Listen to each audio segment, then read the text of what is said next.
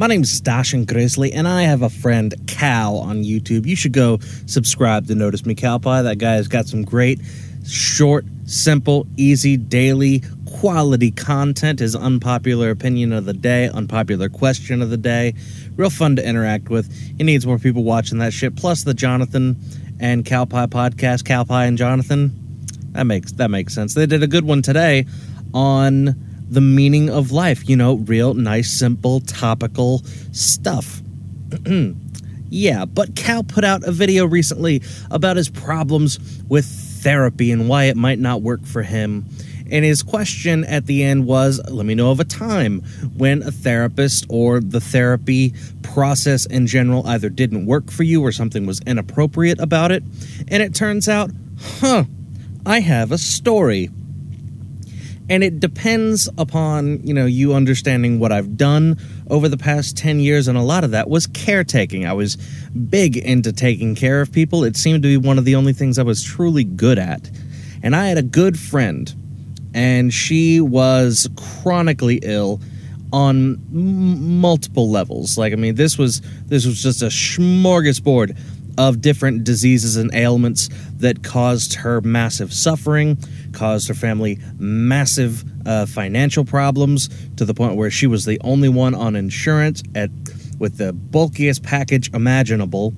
And along with physical ailments, there were emotional ones. So she was the only family member getting medical treatment, and she was going to therapy. And one day, she asked me to go along with her, and we had a really, really close relationship to where I basically had to be around her 24/7 because things would happen to where she would stare off into space, and then a seizure would occur, and then she'd be afflicted with a 24 to 36 hour migraine. So, that was pretty much our interactions with each other was me waiting for something to go wrong and then taking care of it once something did.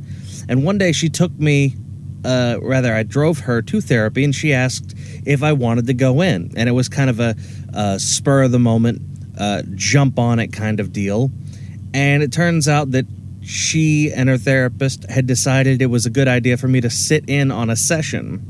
So I had no problem with that. I figured, cool, I can explain some of the things that happen if that ends up being a thing. Well, it turns out that we weren't going to talk about her at all. It was a full-on onslaught of questions about me, about her, about the ways in which we don't work well together, about how we might cause each other to exhibit some of the worst parts of our personality traits.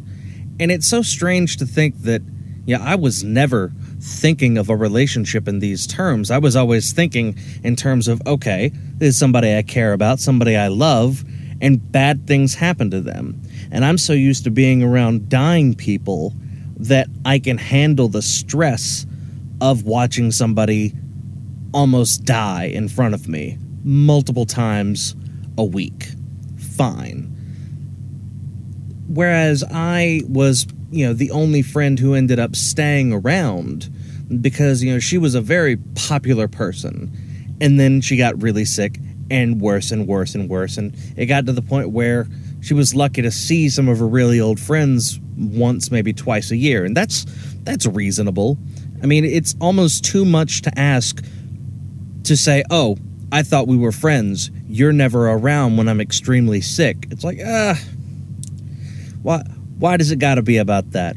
People have a threshold for what they can handle. So, when somebody comes around and, they can handle that threshold, and you decide to bring them in to a therapy session where I presume she knew it was going to happen, but her therapist just started asking us questions along the lines of, when she does this, how does that make you feel in terms of how you usually see the world? And then flipping it on her. The exact same thing, back and forth. And it felt extremely unprofessional. Like, why, as a therapist, somebody whose purpose it is to ease people from, one way of thinking and allow them the space in which they can progress forward to the next tier of, understanding or acceptance or whatever it is. I presume therapy is about getting you from point A to point B, or, maybe even Z. And every single transitionary period along that is meant to push you forward. Now, that's Carl Rogers' model. The only way that therapy works is if the therapist and the client have a shared goal where they express themselves honestly and they both have the intention of fulfilling that goal. And I can only presume that it's supposed to be progress. I don't know for sure.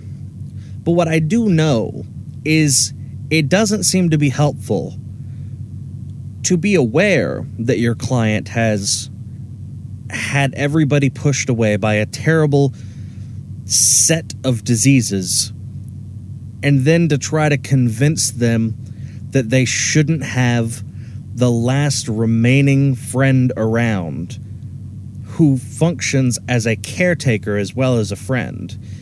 And it was the strangest kind of, interaction I had ever had, because I was in therapy when I was younger, in like 6th grade, but that didn't last very long. And then this must have been when I was 19, something like that, when I was ambushed with my friend's therapist. And then it kind of gets me back to Cowpie's original thing, which was he wouldn't function in therapy, and neither would I. It would not work for me. And I know it works for other people. I've watched it work for other people. There is something I am capable of doing that renders therapy useless to me. And I don't necessarily know if I'm flirting with something dangerous in terms of mental illness by repeatedly and constantly utilizing this skill that I have. And I don't even know if it's a skill, but I do know that I've gotten better at it through practice. So I think that kind of qualifies it to be a skill. That seemed to be a prerequisite for calling something a skill. And that thing that I'm good at is disassociation while thinking out loud. I'm in a wonderful position to where I can talk out loud to myself all the time if I want to. I'm constantly by myself. Solitude is my friend. And I will, I think we all do this to a certain degree. Maybe not the disassociating part, but the talking to ourselves part. You will catch yourself, I'm certain, remembering an argument, playing the argument back, saying some of it like out loud, maybe in a whisper, maybe full-blown out loud, and repeating it in the way that you would wish it had gone. It's like the verbal version of, I wish I had said this. And I feel like I see people doing that all the time. I know that's how it started for me. But then it changed to the point where I could talk about anything out loud, because talking is thinking. And thinking isn't just verbal. Thinking is an admixture of actual language, of feelings, of pictures, of underlying motivational factors, and trying to accurately put forth the words that are directly translated from your head so that you have a one-to-one correlation where one is superimposed on top of the other, and it's not showing any overlap, is extremely difficult. And I have gotten to the point where when I talk out loud, I'm thinking. It's a whole lot easier to think when you're talking out loud. And it's even easier to think when you're writing. But since I'm not in a position where I can write all day, I talk out loud all day if I so choose to. And sometimes when I'm thinking and talking out loud, there is a part of me, an underlying little inner narrator critic, that is completely separated from the me that's talking. And the amount of light switches that go off that make me think about what I just said and wonder, do you really think that? Is that something that you really feel and really mean? Why do you feel that way? When did this start? What are the origins of this thought pattern? And when I chase those questions down that originate from this critic deep within me that heard me say all these things before it interrupted so that it got a full picture of what I was talking about and then hit me. That is more useful than therapy I feel ever could be, because there are no leading questions. One of the things Cowpie said that I totally agree with is that therapy is predictable. You know what you're going to say.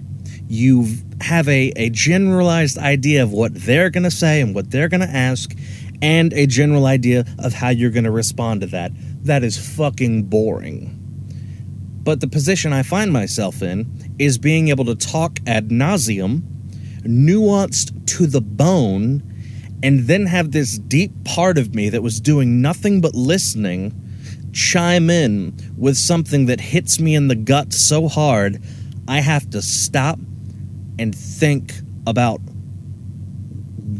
where that came from. There's a quote I like a lot. I don't know where it came from, but I used it in a song once, and I used to have it in a meme, and there was a name under it, but I can't find it. Since if you know, please do let me know, because I can't seem to chase down the originator of this quote. But the quote is, "The thought, I'm having thoughts, might be the most important thought you ever thought. Before you had that thought, you might have not known that you were having thoughts. You probably thought that you were your thoughts." And I totally get that. That's like a meditation-based quote, and that's totally true as well. I mean, try to sit there and not think of anything. It's fucking difficult. That shit's not easy. But try to sit there and listen to yourself while you're thinking. That's not easy either. And it truly does feel like flirting with darkness, flirting with mental illness, playing footsie with the devil. But I don't have any fear of it being something that encapsulates my life in a negative way, because I ultimately use it for something positive. And the more I use it, the better I get at it, and the better I get at it, the more positive it is. So it's a wonderful little feedback loop. And it's one of the reasons that therapy, maybe therapy wouldn't work. But even if therapy did work for me, I've got something better. Or at least I think it's better. Anyways, that's my story of a terrible therapy session and why I don't think it would work for me. My name's Stashin fucking Grizzly. Till next time.